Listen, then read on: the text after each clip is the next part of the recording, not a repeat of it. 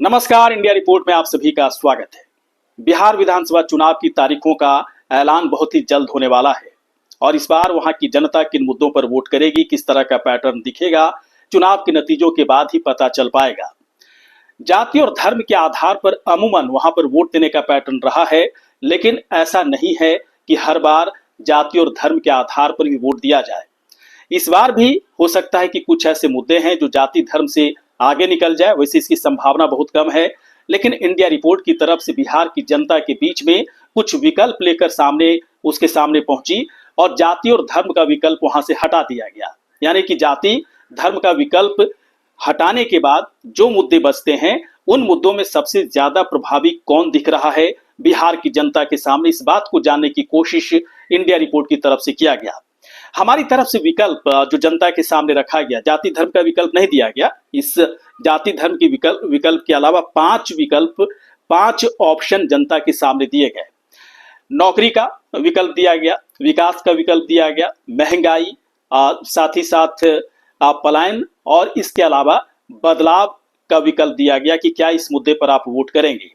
जो नतीजे India report की तरफ से जो नतीजे निकलकर सामने आए हैं, वाकई में ऐसा लग रहा है कि बड़ा संकेत वहां पर दिख रहा है, कुछ बड़ा होने वाला है।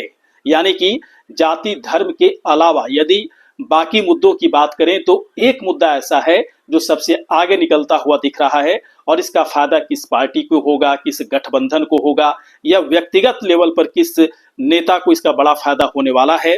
इन नतीजों पर जो नतीजा इंडिया रिपोर्ट की तरफ से निकाला जा रहा है, इसके आधार पर आप समझ सकते हैं या फिर संभावनाएं आप जता सकते हैं कि ऐसा हो सकता है, इस तरह की संभावना हो सकती है। चलिए अलग अलग 5 विकल्प को जानने की कोशिश करते हैं कि किस पर कितना फीसदी हामी भरी गई बिहार की जनता की तरफ से।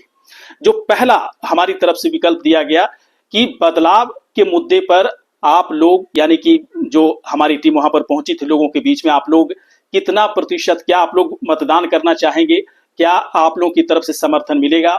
तो आपको जानकर इस बात को जानकर हैरानी होगी कि 60% लोगों ने, जी हाँ, 60% लोगों ने कहा कि बदलाव हमारे लिए बहुत बड़ा मुद्दा है और इस मुद्दे के आधार पर उनकी तरफ से मतदान होगा, उनकी तरफ से वोटिंग होगी।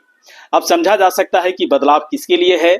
आप कई लोग पीके के लिए समझ सकते हैं, प्रशांत किशोर की पार्टी जन सुराज के लिए, कई लोग इंडिया ब्लॉक के लिए समझ सकते हैं, तो कई लोग एनडीए के लिए भी समझ सकते हैं कि हो सकता है कि नीतीश कुमार सीएम ना बने और बदलाव के तौर पर दूसरे नेता को वहां का सीएम बनाया जाए। तो बदलाव में ये सवाल दरअसल जनता की तरफ से निकलकर सामने नहीं आ पाया कि बदलाव किसके लिए, जन सुराज के लिए, इंडिया ब्लॉक के लिए या फिर एनडीए के अंदर ही बड़े बदलाव की आप एक तरह से संभावना उनकी तरफ से जताई जा रही है। जो दूसरा विकल्प हमारी तरफ से दिया गया था वो था नौकरी का। तो नौकरी के मसले पर वहां की जनता ने, जो हमारी तरफ से सैंपल दिया गया, जो सवाल पूछे गए, 15% लोगों ने कहा कि हाँ, नौकरी एक बड़ा मुद्दा है उनके लिए।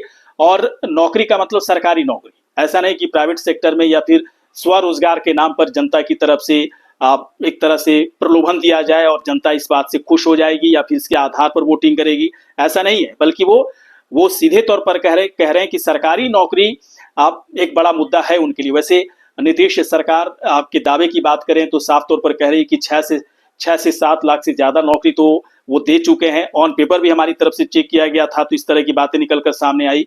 10 लाख नौकरी पूरी तरह से देने का जो वादा उनकी तरफ से था वो ऑलमोस्ट होने वाला है और भी 1.5-2 लाख संख्या और बढ़ाई गई है।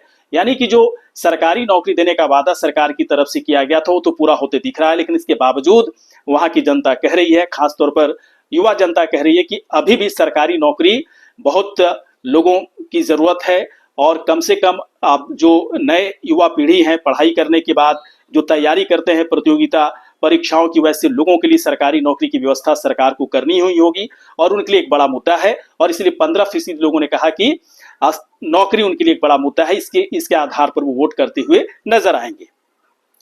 जो तीसरा विकल्प हमारी तरफ से दिया गया विकास का, तो विकास के मुद्दे पर भी 15% लोगों ने कहा कि हाँ, विकास उनके लिए बड़ा मुद्दा है, इस आधार पर वोट करेंगे।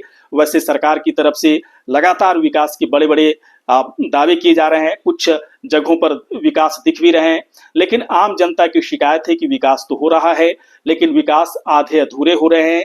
अगर रूरल इंफ्रास्ट्रक्चर, ग्रामीण अगर बुनियादी सुविधाओं की बात करें तो वहाँ पर बहुत बड़ा काम करने की ज़रूरत है। सड़कें बन रही है, इसमें किसी तरह की कोई दिक्कत नहीं है, लेकिन इसके बावजूद कई जगहों की जो कनेक्टिविटी है उसे और बेहतर करने की ज़रूरत है। इस पर बड़ा काम किया जा सकता है और इस आधार पर वो वोट करने के लिए उन्होंने अपनी तरफ से हामी भरी और इनकी जो संख्या है 15% है। इसके बाद हमारी तरफ से जो विकल्प दिया गया था वो दिया गया था पलायन का। तो पलायन के मुद्दे पर अब जो हमारी तरफ से सवाल पूछा गया लोगों से, उसके आधार पर जो नतीजे आ रहे हैं कि 5% लोगों ने कहा कि पलायन उनके लिए एक मुद्दा है, लेकिन इसके बावजूद उन्होंने कहा कि आज की तारीख में वो इतना बड़ा मुद्दा भी नहीं है कि सभी मुद्दों से वो आगे निकल जाए। लेकिन 5% लोगों ने कहा कि हाँ, पलायन रुकना चाहिए, बिहार के अंदर, बिहार का जो टैलेंट है बिहार के अंदर रहना चाहिए, और बिहारियों की इतनी भारी संख्या में जो पलायन होता है इसका बड़ा नुकसान राज्य को होता है। इसे रोके जाने की जरूरत है, नई पॉलिसी और नीतियां बनाए जाने की जरूरत है। सरकार कर रही है पलायन रोकने की तमाम भरसक कोशिशें सरकार की तरफ से जारी है, इसके बावजूद पलायन रुक नहीं रहा है। तो कुछ और अलग तरह की प्रभावी नीतियां बनाने की जरूरत है, और इस मुद्दे पर 5% लोगों ने कहा कि उनके लिए ये एक मुद्दा है। इसके बाद हमारी तरफ से जो विकल्प दिया गया था महंगाई और महंगाई का मुद्दा, तो महंगाई के बारे में सीधे तौर पर जो 5% लोगों ने कहा कि हाँ, उनके लिए एक मुद्दा है, क्योंकि बढ़ती महंगाई की वजह से आम आदमी परेशान है, आम आदमी की जेबों पर भारी बोझ पड़ रहा है और उनसे उनकी नाराजगी बढ़ती है सरकार के प्रति। लेकिन इनकी संख्या बहुत कम है, 5% लोग ही मान रहे हैं कि महंगाई उनके लिए मुद्दा है। उनका कहना है कि महंगाई सिर्फ बिहार ही नहीं बल्कि महंगाई पूरे देश में है, पूरी दुनिया में लगातार बढ़ रही है, तो बिहार में ही बढ़ रही है, लेकिन महंगाई को कम करने की कोशिश सरकार की तरफ से किया जाना चाहिए। तो हमारी तरफ से ये हजारों लोगों से बातचीत करने के बाद ये नतीजा निकालने की कोशिश हुई है।